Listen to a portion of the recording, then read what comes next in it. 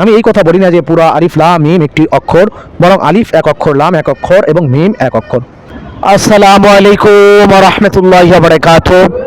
সম্মানিত দর্শক শ্রোতা, দিনী ভাই ও বোনেরা, আশা করি মহান আল্লাহ তাআলা আমাদের সবাইকে অনেক অনেক ভালো রেখেছেন, সুস্থ রেখেছেন। আলহামদুলিল্লাহ, সমস্ত প্রশংসা সেই মহান আল্লাহ তাআলার জন্য, যেই আল্লাহ তাআলা আমাদেরকে শারীরিক মানসিকভাবে সুস্থ রেখেছেন, বিভিন্ন বালা মুসিবত রোগ শোক মহামারী হইতে হেফাজত করেছেন, সৃষ্টি শ্রেষ্ঠ জীব আশরাফুল মাখলুকাত হিসেবে দুনিয়াতে পাঠিয়েছেন, শ্রেষ্ঠ নবীর শ্রেষ্ঠ উম্মত হওয়ার তৌফিক দিয়েছেন।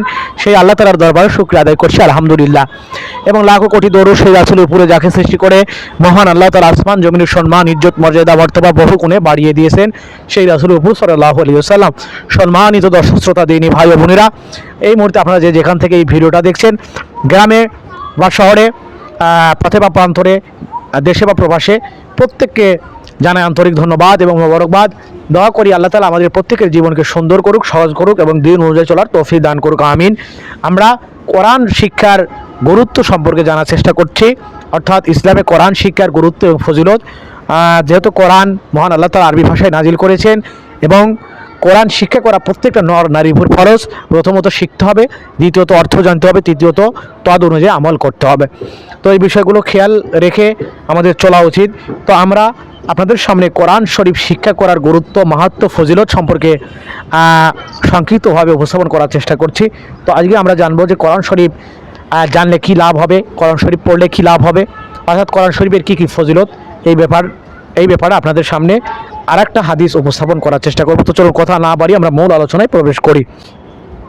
তো হযরত আব্দুল্লাহ ইবনে ওমর রাদিয়াল্লাহু তাআলা আনহু হতে বর্ণিত, হুজুর সাল্লাল্লাহু আলাইহি ওয়াসাল্লাম ইরশাদ ফরমাইয়াছেন যে, কিয়ামতের দিন সাহাবে কোরআনকে বলা হইবে, কোরআন শরীফ পড়িতে থাকো এবং বেহেশতে মর্যাদার স্তর সমূহ আরোহণ করিতে থাকো এবং থামিয়া থামিয়া পড়ো, যেভাবে দুনিয়াতে থামিয়া থামিয়া পড়িতে তোমার উপর মর্যাদা উহাই হইবে যেখানে তুমি শেষ আয়াতে পৌঁছিবে। মহা গুরুত্বপূর্ণ একটা হাদিস। হযরত আব্দুল্লাহ ইবনে ওমর রাদিয়াল্লাহু তাআলা হতে বর্ণিত, হুজুর সাল্লাল্লাহু আলাইহি ওয়াসাল্লাম ইরশাদ ফরমাইয়াছেন যে, হযরত ইবনে মাসউদ রাদিয়াল্লাহু তাআলা হতে বর্ণিত, হুজুর সাল্লাল্লাহু আলাইহি ওয়াসাল্লাম ইরশাদ করিয়াছেন, যে ব্যক্তি কোরআনের একটি অক্ষর পড়িবে, উহার বিনিময়ে সে একটি নেকি লাভ করিবে এবং এক নেকির সওয়াব 10 নেকির সমান হইবে। আমি এই কথা বলি না যে পুরা আলিফ লাম মিম একটি অক্ষর, বরং আলিফ এক অক্ষর, লাম এক অক্ষর এবং মিম এক অক্ষর। মহা গুরুত্বপূর্ণ হাদিস। হযরত ইবনে মাসউদ রাদিয়াল্লাহু তাআলা হতে বর্ণিত, হুজুর সাল্লাল্লাহু আলাইহি ওয়াসাল্লাম বলিয়াছেন, ইরশাদ করিয়াছেন, যে ব্যক্তি কোরআনের একটি অক্ষর পড়িবে, তো এর বিনিময়ে মহান আল্লাহ তাআলা তাকে একটি নেকি দান করিবেন এবং এক নেকি 10 নেকির সমান হইবে। অর্থাৎ বলে এক অক্ষরের বিনিময়ে আল্লাহ তাআলা তাকে 10 নেকি দান করিবেন।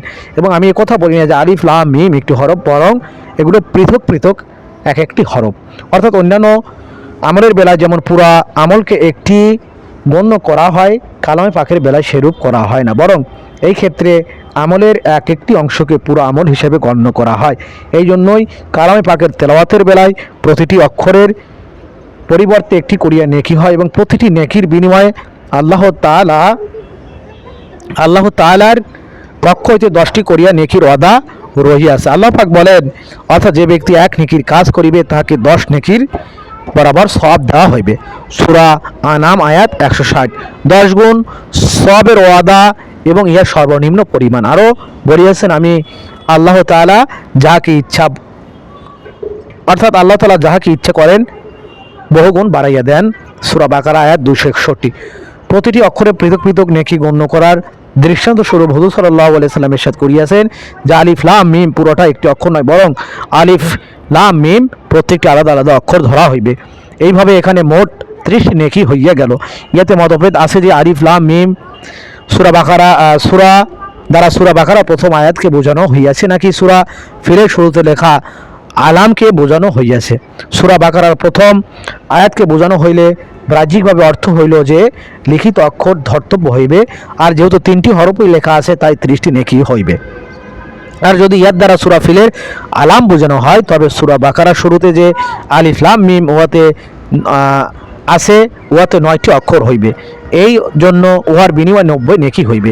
বাইহাকি রিয়াতে আছে, হুজুর সাল্লাল্লাহু আলাইহি ওয়াসাল্লাম ইরশাদ করিয়াছেন যে, আমি এই কথা বলি না যে বিসমিল্লাহ এক অক্ষর, বরং বা সিন মিম, অর্থাৎ প্রত্যেকটি আলাদা আলাদা অক্ষর। আসলে মহান আল্লাহ তাআলা এই উম্মতি মুহাম্মাদীকে অত্যন্ত বেশি ভালোবাসেন। যত দরুন আল্লাহ রাসূলের সৌজন্যে মহান আল্লাহ তাআলা আমাদেরকে অনেক বেশি দিতে চান। যদিও আমরা নিতে চাই না।